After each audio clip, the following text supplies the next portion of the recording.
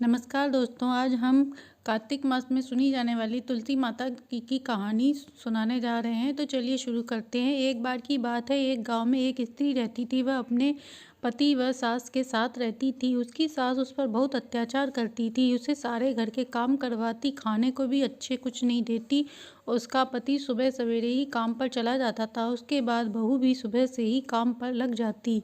उसकी एक पड़ोसन ये देखती, एक बार उसके घर गई और उसने तुलसी माता की गुणगान किया और कहा, कार्तिक में तुम तुलसी माता को जल से सींचो, गंगा स्नान करो, तुम्हारे कष्ट दूर हो जाएंगे। तब बहू ने अपनी सास से पूछा, पर सास ने मना कर दिया।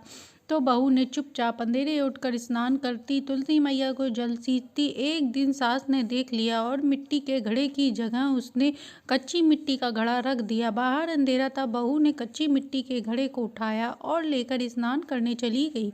स्नान के बाद उसने घड़े को पानी में डाला। जैसे ही वह पानी में समा गया, अब बहू तुलसी माता के पास आकर रोने लगी। कहने लगी, मेरा नियम टूट गया माता, मैं जल नहीं चढ़ा पाई। तुलसी माता माफ़ करना।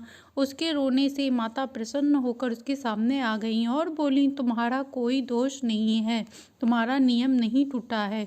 तुमने तो आज अपने आंसुओं से ही मुझे सींच दिया है। तुम्हारा नियम पूरा हो गया है, मैं तुम पर प्रसन्न हूँ। उन्होंने उसे सोने का घड़ा दिया। बहू सोने का घड़ा लेकर सास के पास गई तो सास खुश हो गई। उसने कहा, सोने का घड़ा देख गांव वाले जलने लगेंगे, चोरी हो जाएगा, कल तुम दूसरा घड़ा मांग लेना। बहू सीधी सादी थी। वह तुलसी माता के पास जाकर रोने लगी। तुलसी माता ने चांदी का घड़ा दे दिया।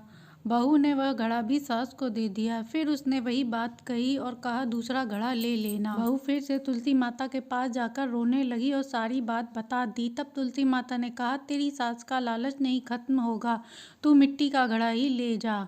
अब वह दोनों घड़े जो पहले दिए थे वह भी मिट्टी के बन गए। सास गुस्सा हो गई और बोली, तेरी तुलसी माता के पास बस इतना ही धन था, क्या फायदा उनकी पूजा करने से।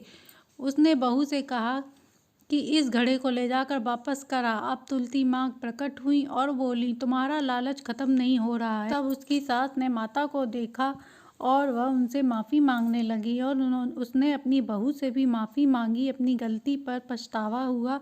तब माता ने उसे माफ़ कर दोनों घड़े सोने के और चांदी के दे दिए और उसे आशीर्वाद दिया, हे तुलसी माता, जैसे उसकी कही वैसे ही सबकी करना। जो भी ये कहानी सुने सुनाए उसके घर में सुख शांति समृद्धि देना। कहानी अच्छी लगी हो तो लाइक एंड सब्सक्राइब करें।